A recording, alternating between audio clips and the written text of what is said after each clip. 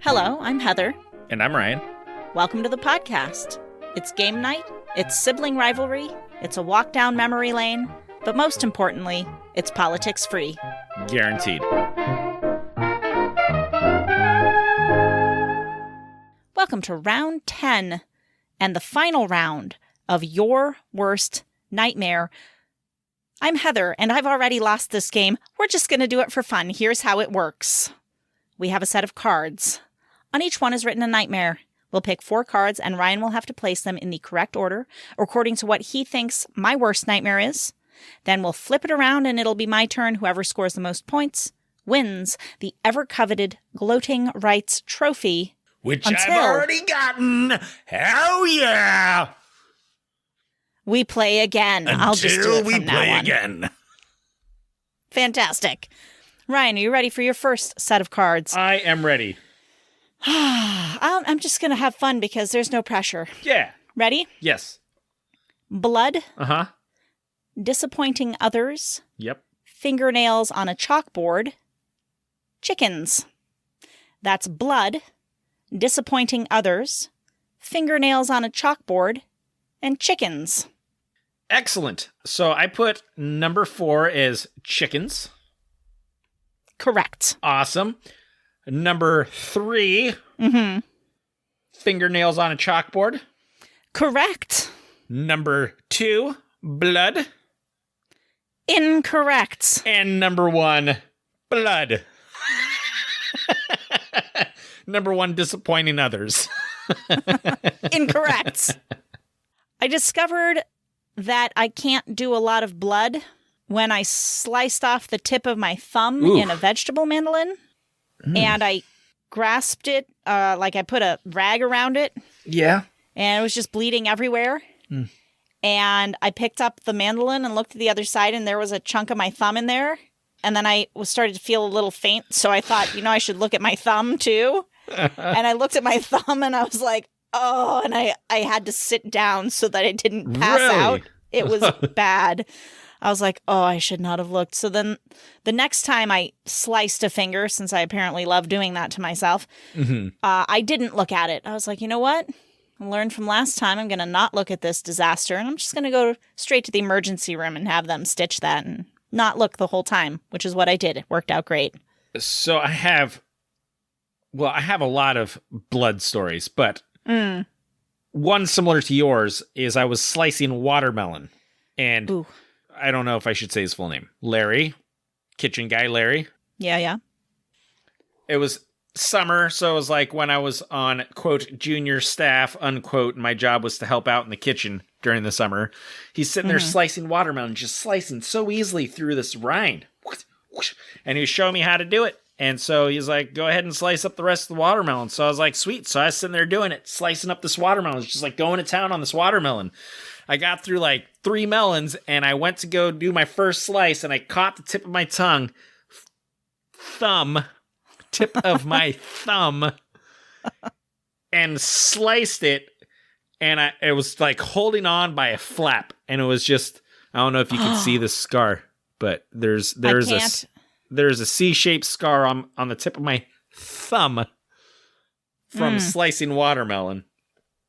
And then I have this slice on my arm. We were carrying duct down some stairs. And I had the raw end, so it was like raw sheet metal. And as we were going through this doorway, my arm got pinned between the duct and the doorway, and it kind of just hit my arm. And it was just like, it just felt like someone kind of shoved you lightly, right? Was like what it felt like. And I looked down, and my arm's just like splayed open. Ugh. And I looked up at the guy that had the other end of the duct, and I was like, dude, I think I'm going to need stitches. And so we were like, got the duct like through the doorway and set it down. And so we're sitting there looking at it, and like, sure enough, we were like, yeah, that's pretty bad. So we like put some rags on it to stop the bleeding. And then the job site had a call. They have like a service, basically like off-duty EMTs, I guess. And they just like, or whatever, they show up, and she just ended up super gluing it back together. And I was Okay. like, wow, well, I guess I'm just going to start carrying super glue with me. Because No, I'm telling you, super glue. If you ever get one winter, and Mike goes through this every winter. I went through it one winter where just all around my nails, just constant dry, cracked, bleeding skin for some reason. And he kept having this. So he went to the doctor for it. And I forget who he saw, but she was like, just put super glue in it. Right? Because we'd been using like this liquid Band-Aid stuff. yeah, and it which is stings basically like hell. It's basically super glue, isn't it? It's not as good as super glue. Oh. If you put super glue in that, there will be instantaneous pain relief and it will no longer bother you. And it'll usually Interesting. heal up by the time the super glue wears away. Well, yeah, I was going to say I carry a little first aid kit with me on job sites, and I have super glue in there because 2 times on a job I've cut myself open and they've had to call the EMTs to look at it to see if I need stitches, and both times they've just super glued it shut. And I'm like, all right, that's it. Like, why even? I mean, I'm supposed to alert them when I get hurt, but it's like, why bother if they're just going to super glue it? I might as well just super glue it myself and keep working. Good call. There need to be more people like you in this world that'll just super glue themselves shut their bitchy mouth, and get back to work. Well, to be fair, both times that it happened, I was with somebody and they were helping me carrying something. And so it was like, it had to be reported. I mean, I probably yes, it had to be reported. Understood. We'll stop talking about it now, Yeah. just in case.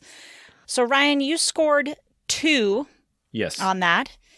And now it's my turn for my first cards Okay. and my 0 points that I'll get.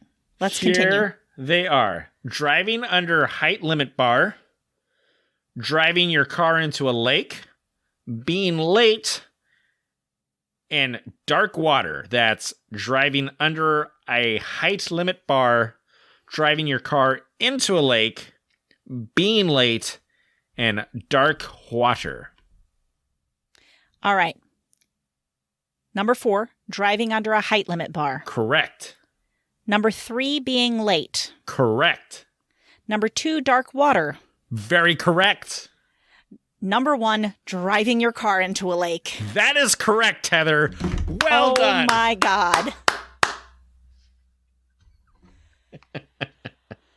I don't even feel redeemed. Let's just go on to your next cards.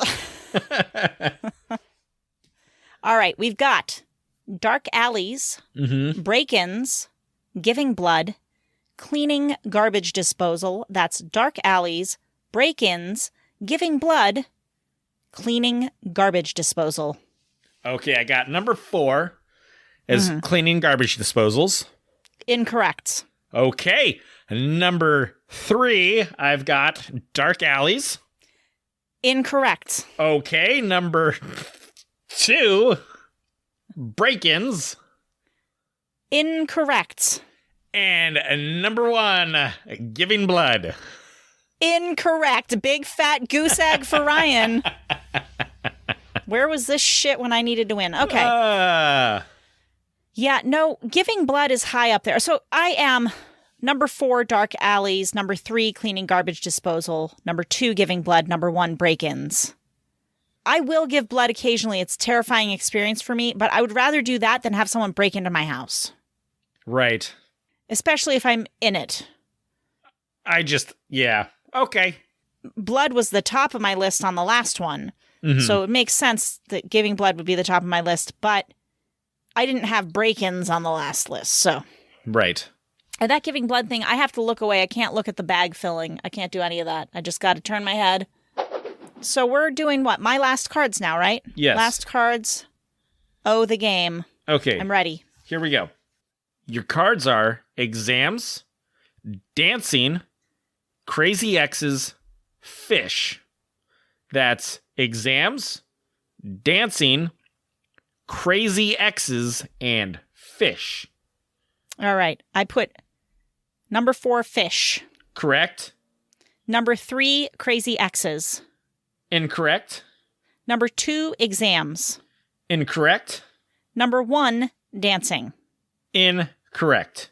Really thought dancing was going to be your number one because you're It's terrible close. at it. It is close.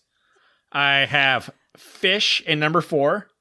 Oh, I got one. Exams in number 3. Dancing is number 2, and Crazy X's as 1. I don't have any crazy. I don't have any Crazy X's, but I figured Crazy X's would suck. But it's like supposed to be your personal fear. If you have no fear of any of your okay, you know what? Fine. I've already lost so badly. There's no point arguing this point. I would rather dance than deal with a crazy ex. My exes could go crazy at any point in time and become crazy, and I don't want to deal with that. Fair enough. Fair enough. So here's the final score. So although I did win this round, it's all pointless because I had already lost the game. Final scores are in. Ryan, 50. Heather, 37. Heather. Ryan gets the Gloating Rights trophy, and he won the last game we played. So I definitely think we're going to go with a non-scoring game for our next game. Heather, you still won this round, so you have the Gloating Trophy rights for the round. It doesn't feel as good when I've lost 2 entire games. Heather, we both got the Gloating Rights trophy today. Can I hug you through this? Hug. Come here. Come here, buddy. And you suck so much. I win. Now it's time for research inspired by this week's game. And I thought it would be fun to explore how to survive driving your car into the lake. And who do you think I consulted on this? Good old Lofty from the 5th edition of the SAS Survival Handbook. Oh, John did Lofty you? Wiseman. They actually Yes, have a I section did. for that. He does. He does. Wow. So here's what you do. I'm going to paraphrase it all instead of reading it from the book. Your car ends up in the lake. The first thing you want to do is get out of the car. That's your number one, right?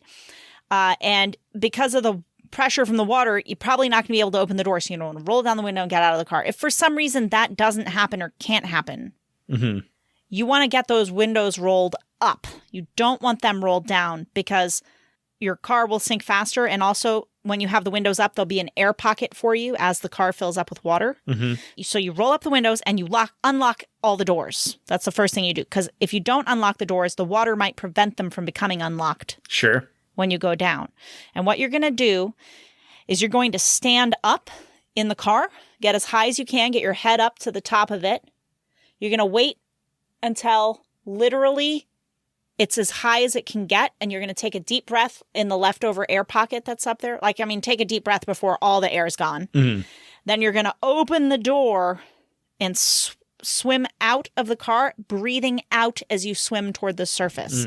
Now, if there are other people in the car and other children, you're going to have them also take off their seatbelts, stand up, getting their head as high as they can. If you've got a baby in the car, hold the baby up to the roof.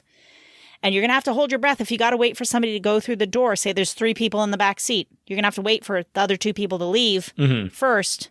Hold your breath. You're just going to have to hold it till they're gone. Yeah. I think I got that right. Frickin' sounds terrifying. It does sound completely terrifying. By myself, that doesn't sound terrifying. If I've got children and an infant in my car, I'm going to be freaking out.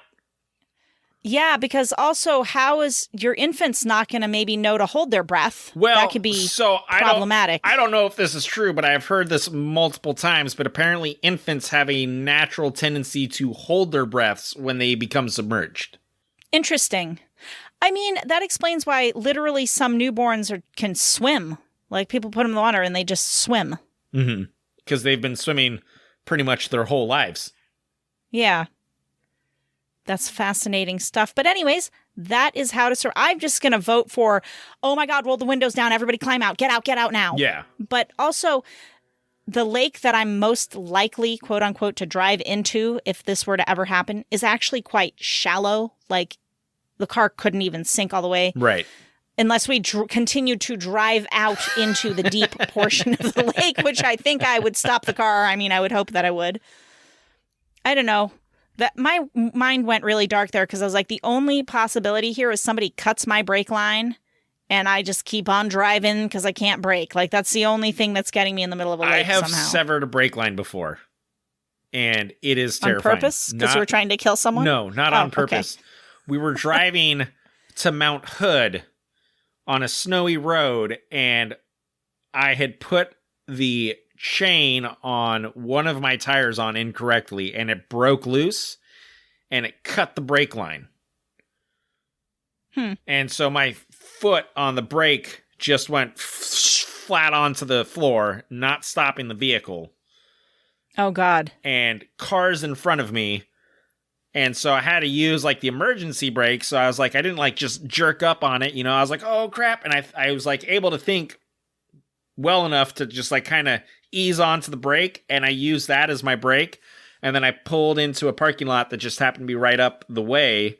And I immediately called AAA to sign up for them. Yes.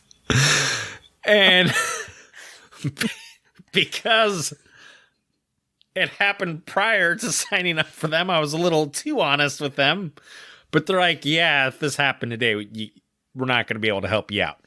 So I was SOL with AAA. So I was like, you know what? Never mind. I don't want to sign up for AAA today. So end up having to call a tow truck, and I had them just tow me to, like, the nearest town, because we were like, or no, I had them tow me to where we weren't in the snow anymore, and then dropped us off, and I was able to pay him with cash, and then I just used the e-brake all the way home. Well, you gotta do what you gotta do. Hey. Sometimes you gotta kill people while you're doing it. Any hoodle. All right, let's do some stories from Reddit. Hey, send us your stories. Email us, thepoliticsfreepodcast@outlook.com. Respond on Instagram, DM me on Instagram @thepoliticsfreepodcast. Did you think of a story as you were listening to this that you wanted to share? Share it. We really want to hear it. We want to share it on the podcast. But until then, Reddit it is. And we're going to do the disappointment stories, because one of the cards was disappointing others. So I thought we'd find. The question actually on Reddit was a serious question. What has been your biggest disappointment yet? From Tobacco. When I was about 3, I asked my mom when the, quote, future was. By future, I meant flying cars, going to space for school, robots, the whole 9 yards. My mother took the question literally and just said, tomorrow, and kissed me goodnight. It's impossible to describe how excited I felt. I was going to be able to fly tomorrow. I could go to the moon. I cannot tell you how disappointed I was when I bolted out the door that next morning. And then this one I just felt bad, from Steppenfloyd. Started going bald in 10th grade. Oof. On the plus side, I don't get cowlicks anymore. From Carmace. So, it is pancake day. I wanted lemon and sugar, then Nutella and orange, but I had 2 lemon and sugars. Now I have a bad aftertaste. Edit. Yes, this is serious. The most annoying moment of my life.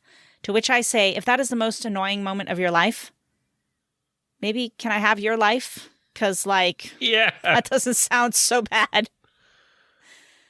Last one here. When I was a kid, Coppertone came out with this sunscreen that was purple and one that was blue. It wasn't explicitly said in the commercials, but somehow I got it in my head that after you rub the sunscreen into your skin, once you got into the water, you'd turn purple or blue. So fucking disappointed.